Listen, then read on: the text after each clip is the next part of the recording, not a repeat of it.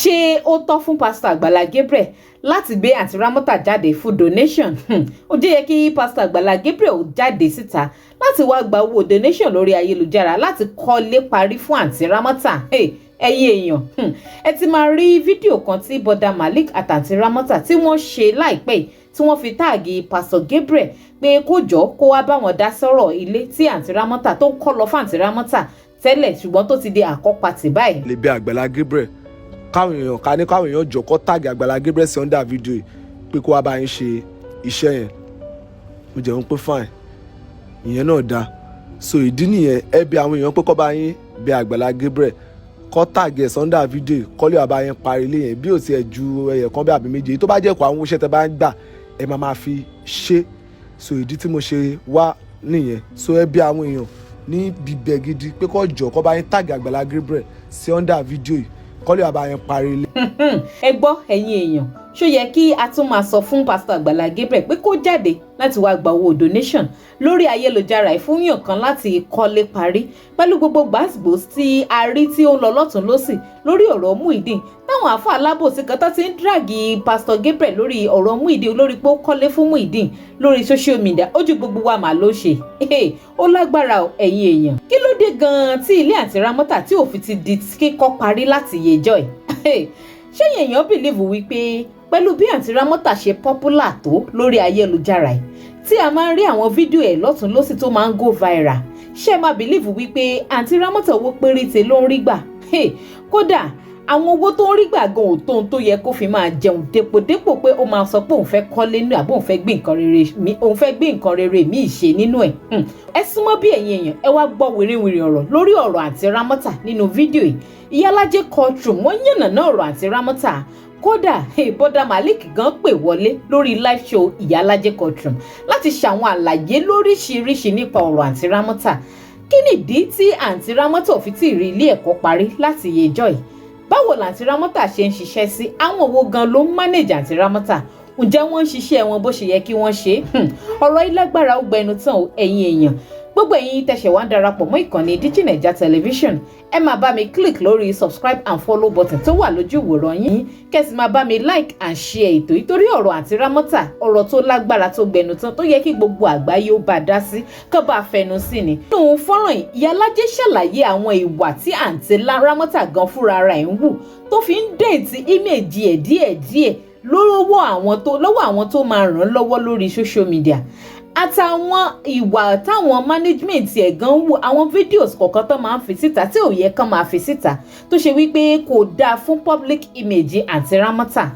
Ọ̀rọ̀ pọ̀ nínú fọ́nrán yìí ẹ̀yin èèyàn, nǹkan kì í ṣẹ̀ṣẹ̀ ràgó kí má wàá gbà wá lákòókò púpọ̀ jù. Ẹ jẹ́ ń gbé fọ́nrán Iyalaje Courtroom wọlé kẹ́ ẹ gbọ́ wìrìwìrì ọ̀rọ̀ lórí ọ̀rọ̀ Aunty Ramota, máa wá padà wá ká wá sọ̀rọ̀ lórí ẹ̀. Nǹkan tó yẹ kẹ́ ẹ kọ́kọ́ mú gbọ́ lórí ọ̀rọ̀ Ramota,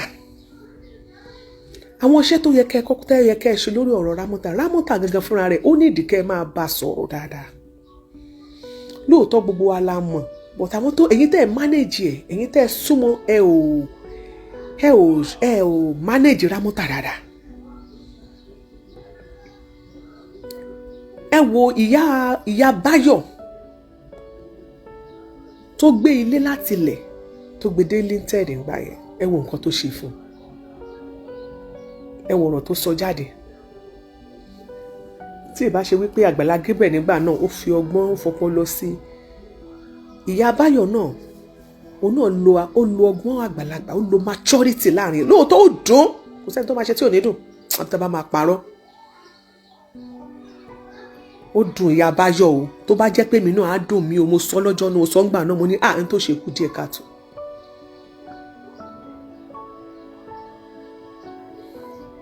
Ọdẹ́yẹmí bẹ́ẹ̀ ni ó náà mo sọ pé ó da right time ṣe mọ̀ fún Ramota kó parí ilé ó da, bọ́ torí gbàs lọ́tún ṣe right time tó yẹ ká táàgì Agbala Gabriel. Nǹkan tó yẹ kẹ́ ẹ ṣe lórí ọ̀rọ̀ Ramota ni pé ẹ̀yin tẹ́ ẹ manage Ramota, ẹ ṣiṣẹ́ rárá fún Ramota, ẹ ṣiṣẹ́ sí lára, iṣẹ́ yín ò yọ. Then tẹ́ bá fẹ́ interview Ramota, tẹ́ bá fẹ́ béèrè nǹkan kan lọ́wọ́ ẹ máa wà very careful. Tá máa jẹ́ ká máa sọ̀rọ̀ tó Ramota máa sọ̀rọ̀ bí aláìmoore, ẹ má jẹ́ kó máa sọ. Ẹ máa wà very careful. I'm telling you.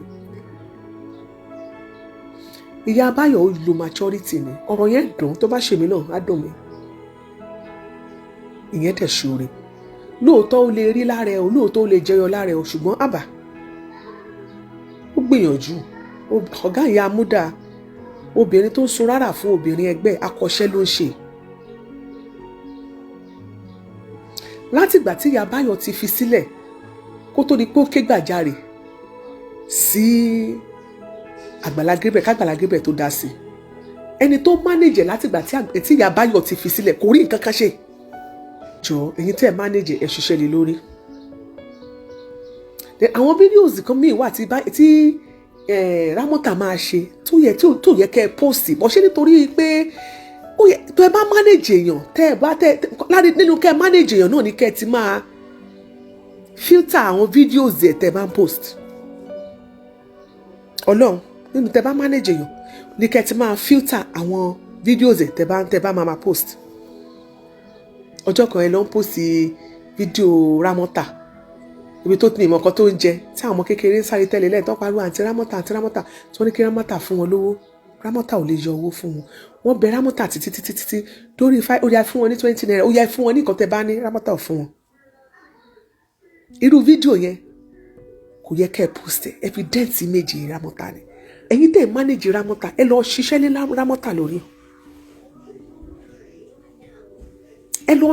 Ramota lórí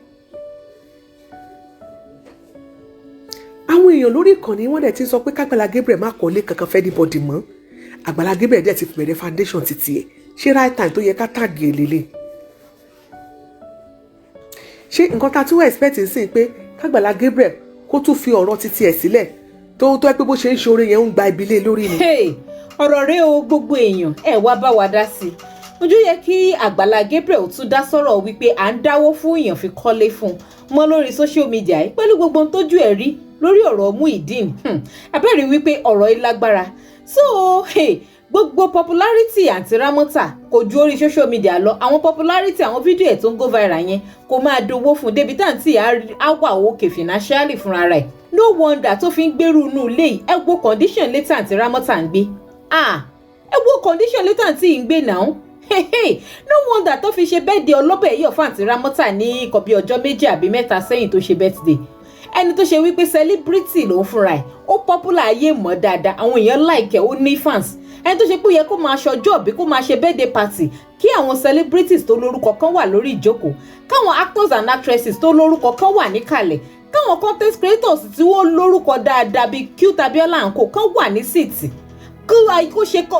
kó ṣe birthday party káyé gbọ́ kọ́rùn mọ̀ kó fi lé pọtí kó fọ̀nà roka kó mọ̀ wípé celebrity náà ṣe birthday ẹ wo bó ṣe ṣe ẹ wo lifestyle tí àǹtí yìí ń gbé nítorí Ọlọ́run a sì ń rí fídíò ẹ̀ tó ń go viral lọ́sùn lọ́sì àwọn wo ló manage Aunty Ramota bóun náà ṣe ń manage Aunty Ramota tó ṣe pé living condition àǹtí yìí wá worse to this extent tó ṣe pé kò wà buoyant of 100,000 naira ó lágbára ó gbẹnu tán o ẹ jẹ́ wá lọ gbọ́ àwọn àlàyé tí bọ̀dá Malik tó ṣe nígbà tó pè wọlé lórí live show Iyalaje Courtroom. nǹkan tó ṣẹlẹ̀ ni pé Aunty Ramota ní manager tiwọn ṣe ń gbọ́. bẹ́ẹ̀ ni. Aunty Ramota ní manager Èbúté Castle òun ló manage Aunty Ramota. okay. pẹ̀lú bẹ́ẹ̀ ni Èbúté Castle òun ló àwọn ni wọ́n manage Aunty Ramota ṣe ń gbọ́ mi bá. bẹ́ẹ̀ ni. èmi ò manage Aunty Ramota nǹkan tí èmi kọ́ ṣe nífẹ̀ẹ́ Aunty Ramota jù wípé tí ó ti pẹ́ tí mo ti mọ̀ wọ́n ìyẹn alákọ̀ọ́kọ́ ẹlẹ́ẹ̀kejì kẹdẹ̀rẹ́ èmi máa rí wọn nírìn pé torí tèmà ẹ ṣe fún ọ tí ọba rí pé bí Aunty Ramota para àbí wọ́n ń bínú àbí kíní tó bá rí mi wọ́n máa kódà rí bọ́ ìdàgbà tó tọ́ bí mi lọ́mọ tó wọ́n ń pè mí lórúkọ ṣé ń gẹ́tì mà. bẹ́ẹ̀ni. wọ́n máa ní àbúrò ṣùgbọ́n kí ló máa ní ayẹwo ṣe ọmọ ilé mi jẹ́ kọ̀ọ̀kan bẹ́ẹ̀ so ẹ jẹ́ wọ́n pé wọ́n máa sọ pé ìyá téèyàn bá kọ sí yín lẹ́yìn náà máa ṣe kí ni lè máa kọ sí yàn padà so mo rí wọn nírìírí pé mo kà wí pé mọ́mì mi bíi pé àǹtí mi ni ṣẹgẹ́tì bẹ́ẹ̀ ìgbà tí ọ̀rọ̀ ilé wọn bá wọn kọ́lé ṣẹlẹ̀ tó dẹ̀ pé wọ́n bá wọn kọ́lé inú mi dùn along the line ó di pé lẹ́yìn ó dé ibì kan so ó wá lọ́jọ́ kan tí Aunty Ramota wá pè mí pé ilé yẹn báyìí wọ́n á ní kí ló ṣẹlẹ̀ ó wá ní àkọ́dí tùkọ́ táwọn gbọ́ pé ó dà pé wọ́n sọ f'Agbala Gabriel pé ṣe bí àwọn ṣiṣẹ́ gẹ́gẹ́ bí nǹkan tí mo gbọ́ lórí péjì ń sin náà pé ṣe bí àwọn ṣiṣẹ́ pé owó iṣẹ́ táwọn ṣe káwọn lọ fi parí ilé wọn àbí kọ̀ọ̀kan bẹ́ẹ̀ mo á ní bò lẹ́yìn ti gbọ́ àwọn gbọ́ ni kinní kan kìnìjọ pọ̀rọ̀ wọn mo ní pé ẹ má conclude nǹkan bẹ́ẹ̀ yẹn o èèyàn téèyàn bá rí èèyàn kì í bínú sí o ọjọ́ lọ́kọ̀ọ̀pù lórí kinní yẹn so ilé ẹ̀ wá wà bẹ́ẹ̀ kí ló wá di àwọn tẹnudọ́ mẹ́ta tí mo fi ń ṣe fídíò fún ọ ni wípé láti ìgbà tí mọ́mí àti Ramota ti kú ó níbi tí mọ́mí wọn ń gbé nínú kòdù ibẹ̀ náà láti Ramota dàgbà sí ilé yẹn ilé alámọ̀ ni ṣe ń gẹ́tìmá so ilé yẹn ó wá wó tó yẹ pé wọn ò lè sùn síbẹ̀ mọ́ so wá ní ẹnìkan wọ́n máa ń pè ní ẹni lára mi mọ̀ bí ẹ máa ti gbọ́ lára. wọ́n ní PA àwọn èèyàn ti sọ́nsìn. bẹ́ẹ̀ ni so ọ̀dọ̀ lára ẹ̀ lọ́wọ́ scott lọ́ máa ń scott sí ọ̀dọ̀ àwọn àti lára ẹ̀ ibẹ̀ lọ́ máa ń scott sí lọ́ máa ń wà lọ́ máa ń sún sí tó bá fẹ́ lọ síbi iṣẹ́ èbúté lẹ́yìn àwọn èèyàn máa mẹ́sẹ̀jì tó bá ti mẹ́sẹ̀jì èbúté ọ̀dọ̀ lára ni Dáre máa ti lọ mọ́ àti Ramota ni wọ́n máa lọ gbogbo bóyá wọ́n gba owó iṣẹ́ àbí wọ́n lọ àbí mi mọ́ ní ti ń pa rárá kódà mi mọ iye tó ń gbà pé pàtó báyìí but based on nǹkan tí mi gbọ́ ní ẹnu àti Ramota pé báyìí nígbà èlò lọ́ máa ń fún yín àbí èlò lọ́ fún yín tó bá kọ̀ sọ létí mi ni mo fi pick ni mo fi sọ nínú fídíò èyí tí mi sọ yìí bóyá wọ́n gbowó àbí òṣèlú ní PA wọn òṣèlú ní mánéjà wọn kódà tẹ́mi fúnra bá lo àti Ramota máa ń fún wọn lówó. ẹ sọ bẹ́ẹ̀ mo gbọ́ bẹ́ẹ̀. bẹ́ẹ̀ ni mo máa fún wọn ní owó yẹn wá lè má tó owó tó máa ń gbà ń ta o ṣe ń gẹ́tì máa ó wá lè má tó owó tó máa ń gbà ń ta kọ́ lọ síta o mo máa ń fún wọn lówó sometimes 40 sometimes 50 sometimes 30 ṣe gẹ́tì máa sometimes máa fún wọn bẹ́ẹ̀ pé mo fẹ́ lò wọn fún iṣẹ́ mi máa fún wọn pé ẹ gbà mi àti tún fún wọn lówó mọ́tò àbí kí n gbé wọn lọ kí n fi mọ́tò torí ọ̀dọ̀ àti Ramota jùlọ sọ́dọ̀ mi so mo lè fi mọ́tò ó jìnnà díẹ̀ náà bọ̀ nínú kòdúkòdú náà ni so mo lè fi mọ́tò gbé wọn lọ àbí kí n ní ó yá Dáre wá bá mi gbé wọn lọ ẹ mọ́rùn kọ́ bẹ́ẹ̀ so gbà tí mo jẹ́ pé ní ẹ ti wà bẹ́ẹ̀ wọ́n scott mo ń pé normal wà tó bá yẹ pé yàn tó ẹ bó pé ní tó pé dáadáa ní tó ẹ pé kíní ni ní bó ṣe lógo tó yẹn ní bó ṣe wà tó yẹn mímọ standard ibi tí ó yẹ kó wà ṣe get ma bẹ́ẹ̀ni sà so mo wá ń ṣe láti sọ fún Èbúté Council pé ok ilé tí wọ́n bá wọn gbé dé level tí wọ́n bá wọn gbé dé ilé tí wà bẹ́ẹ̀ ó ti kàn ó ti rí bó ṣe rí bí ò tiẹ̀ ju yàrá kan àbí méjì ń bẹ̀ àbí iṣẹ́ tó ń ṣe Èbúté lọ́wọ́ gbé mi débẹ̀ pé tí wọ́n bá tí àti Ramota bá lọ ṣiṣẹ́ kò ṣe pé wọ́n lẹ́nìbọ̀dì tó ń tẹ̀lé wọn bí òjú Dáre àti Àbókí lọ. ta ni báwọn Dáre yẹn ṣe jẹ́ sí Ramota. èmi ni mo ní kí Dáre yẹn ìgbà tí wọ́n ní ìdèyàn tó máa tẹ̀lé àti àwọn torí Èbúté Council tá à ń sọ yìí àgbàlagbà ni wọ́n. bóyá bíi 60 plus àbí kíní. lára bẹ́ẹ̀ ni àgbàlagbà ni wọ́n. so àti lára àwọn ṣe àwọn kan bíi abisex mi báyìí ni wọ́n bọ́ obìnrin làwọn wọn ò jẹ́ lákì tí wọ́n máa tẹ̀lé àti Ramota àwọn kan gbà àti Ramota sọ́dọ̀ pé relationship tó wà láàrin wọn bíi relationship tó wà láàrin wọn àti pé bíi PA ṣe gẹ́tì tó bá yẹ pé àwọn ibi tó yẹ pé gbòógì ni lára máa tẹ̀lé wọn lọ bóyá ibi tó bá fẹ́ lọ tó jẹ́ ibi tó yẹ kó gẹ́tì mà ó yé mi tó bá yẹ pé àwọn content creator àwọn kìíní ẹ̀ Dáre ló máa ń tẹ̀lé wọn so Dáre ló máa ń tẹ̀lé wọn mú wọn lọ kò ṣe Èbúté kì í mú wọn lọ àti lára kì í mú wọn lọ Dáre yẹn ló máa ń mú wọn lọ káàkiri Dáre yẹn ló ga báyìí ló máa mú àti Ramota káàkiri bí a fẹ́ pè wọ́n bí Dáre ló máa mú wọn lọ ẹ fẹ́ pè wọ́n bí Dáre ló máa mú wọn lọ ẹ fẹ́ ṣìgbà Dáre ló máa mú wọn lọ but to cut the story short ìgbà tí mo á bí Èbúté sọ̀rọ̀ pé àǹtí pẹ̀lú bọ́ pé kò tẹ́ mi lọ́rùn kò tẹ́ mi lọ pé mi ò bóyá mo ní tó bá yẹ pé mi lówó ni èmi náà máa ń bí i pé bí a mo ti kọ́lé ilé mi rẹ́ẹ̀tì ni mi gbé. irọ́ ni o tẹ̀wọ́n lẹ ṣe kọ́lé fún yàn kan lẹ́nu ọjọ́ mẹ́ta yìí. bẹ́ẹ̀ ni mo kọ́lé fún yàn lẹ́nu ọjọ́ mẹ́ta. ẹ̀yin tí ẹ ti wá kọ́ ti yín. èmi ò tí ì nílé mà tí ì nílé. tó dáa èmi ò tí ì kọ́lé mà. bá a ṣe máa ń sọ nìyẹn pé àwa a máa ń du orí olórí ni kọ́lọ̀ sì ṣàánú wa. àmì Jésù so mi ò tí ì kọ́lé ilé mi rẹ́ẹ̀tì ni mo ń gbé náà akọ́lé ayọ̀ fún yín lórúkọ Jésù. nínú àsìkò báyẹn pé Ọlọ́run wà lórí òkè gbogbo ẹ̀ máa bá dé. Ọlọ́run á ṣe lágbára Ọlọ́run. àti nǹkan tó ń ká mi láàárọ̀ àwọn pé mò ń wo èjì wọn mò ń wo kódà lórí ọ̀fẹ́ lọ́rí gbà lọ́tún fi lọ́yìn fi di èjẹ̀ mú ewu torí irú àwọn èèyàn lọ́dọ̀ àti Ramota. yes mo understand. máa follow even outside country everything máa ń pé wọn Ọlọ́run ìrọ̀lẹ́ mi kọ́ Ọlọ́run wọn. ó ti yé mi bí tẹ́ fẹ́ sọ̀rọ̀ dé ó yé mi. ẹgẹ́ nǹkan bẹ́ẹ̀ yẹn so wọ́n wo èjì yẹn mo jẹ́ pé even bá Ramota jẹ́ pé bí àwọn ọ̀dà pé tó èèmọ̀ ó fẹ́ sun ilé yẹn torí ìgbà tí Àgbàlá ṣe ń gbọ́ mi ìgbà tí Àgbàlá wa kọ́kọ́ ṣe fídíò fún ọ tó ń béèrè lọ́wọ́ àti Ramota pé ṣé káwọn ra ilẹ̀ káwọn bá wọn kọ́lé síbòmíì àbí ilẹ̀ kan tó sọ pé bí àwọn ní níbi kan ṣé káwọn bá wọn kọ́ àti Ramota ní pé rárá ilẹ̀ mọ́mí àwọn yẹn gangan bí ìmọ̀ tẹ́ bá lè fún bẹ́ẹ̀ mo rántí pé ilẹ̀ ìyá àwọn ilẹ̀ ìyá àwọn yẹn gangan ni kọ́ sábà wọn ṣe gbogbo bóyá ṣe ń sọ tó pé táwọn àbúrò yìí bá dìde ńkọ́ ọ ní àwọn àbúrò àwọn kò lè dìde sáwọn sẹ́ẹ̀ ọ ní bẹ́ẹ̀ gangan ṣẹ́jẹ̀ get àti iná nínú game tán sọ ẹ̀ náà lẹ́yìn pé ogun owó tán rí pé wọ́n ń jẹun wọ́n ṣe kí wọ́n ti àtìfù kankan tó ṣe gbòógì nínú ayé ṣé ẹ̀ gbọ́dọ̀ bẹ́ẹ̀ ni wọ́n ti àtìfù kankan tó ṣe gbòógì nínú ayé pé bóyá mọ́tò kan lọ́dún àbí kíní kan no. Ó ga owó lágbára mo rò pé gbogbo wa la fọkàn bá àwọn àlàyé tí bọ́dà Malik ṣe lórí ọ̀rọ̀ Aunty Ramota. In my own opinion èmi believe wípé ẹni tó máa manage talent tó máa manage ẹni tó ti jẹ́ celebrity bí Aunty Ramota, because obviously Aunty Ramota ti di celebrity now, ó ti di celebrity for goodness sake. Ẹni tó bá máa wá manage èèyàn bíi títí ẹ̀ ó yẹ kó jẹ́ ẹni tó máa present ní life ẹni yẹn 247, ẹni tó máa ní time fún ló yẹ kó manage, not the other way round. Mi sọ wípé bóyá Èbúté Castle tó ń manage wọn presently bóyá kò try or anything o, but nígbà tán ti mọ̀ pé àwọn ò ní lè ráyè láti máa tẹ̀lé Aunty Ramota jáde káwọn máa wà pẹ̀lú ẹ̀ all the time tó bá ti fẹ́ lọ ṣiṣẹ́ tó bá ti ń jáde, why tí wọ́n ṣe hand over managerial kìíní ẹ̀ fún ẹlòmíì tó lè handle ẹ̀ properly, because celebrity ni Ramota. Aside that ẹ mọ̀ wípé ó ní ìpèníjà kò dá pé kò reason bí normal adult age ẹ̀ ṣe yẹ kó máa reason, àwọn ọ̀wà ìṣesí ẹ̀ kò jọ títí normal adult, so definitely ó yẹ kẹ́ ti mọ̀ wípé ó máa need the extra attention ní gbogbo ìgbà so that kò ní máa dent image ara ẹ̀ ní society. Ṣùgbọ́n mi ìmọ̀ I don't know, wọ́n sọ pé torí pé nìyẹn jẹ́ adult pé wọ́n ti dàgbà, they should look for somebody else that will be active in her life instead of pé tó ṣe wà pẹ̀lú ẹni tí kò ní time fún àbí whatever. Aside that ẹ lè imagine kí Aunty Ramota ó máa ní Facebook account pẹ̀lú gbogbo àwọn videos wọn tá a máa rí tó ń go viral yẹn. Wọ́n try fún Aunty Ramota ká má parọ́, wọ́n try fún rárá ká sọ òótọ́ ọ̀rọ̀ níbi tó òótọ́ ọ̀rọ̀ wà, wọ́n try àwọn tó ń manage Aunty Ramota wọ́n try fún. Wọ́n kàn treat àǹtí yẹn bíi just normal person ni, kò dẹ̀ yẹ kó rí bẹ́ẹ̀. She's a celebrity for goodness sake, kò ní Facebook account, kò ní personal TikTok account, àwa ń pè ní celebrity pẹ̀lú gbogbo àwọn videos ẹ̀ tó ń go viral láti yẹjọ́ ẹ̀. Gbogbo ilé ìtọ́sẹ̀ sọ pé wọ́n wá 2.5 million tó fẹ́ fi kọ́ ilé parí fún Aunty Ramota. She would have gotten the money by herself, by now she will be living fine. Pẹ̀lú gbogbo báǹtí yẹn ṣe popular tó ṣe pé any video báyìí ó ti go viral, wọ́n wá sọ wípé kò máa rí owó níbẹ̀, kò make sense now, kò make sense. Kó change management ẹ̀ tó bá ṣe pé àwọn tó manage presently yìí pé wọ́n lè ṣe good job, they should change it. That is my own opinion. Ká tó máa lọ ìyẹn ẹ jẹ́ ká lọ wo nǹkan táwọn èèyàn sọ lọ́ndà kọ́mẹ̀ntì fídíò Iyalaje Courtroom, ká tẹ̀ wo opinion one or two people.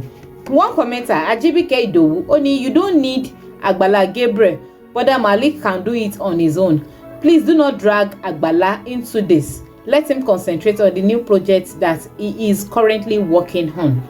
Oga o, ṣàlẹ̀ sọ pé torí pé Muyideen ó yabara mo rè jẹ́ kí Pastor Agbala Gabriel dẹ̀ má ràn any other person lọ́wọ́. Ṣó yẹ kó rí bẹ́ẹ̀ ṣá? Another commenter Adeyemi Oyedele ó ní this issue is complicated. Well done Iyalaje. Exactly, but ṣó wà complicated really ẹ̀yin èèyàn.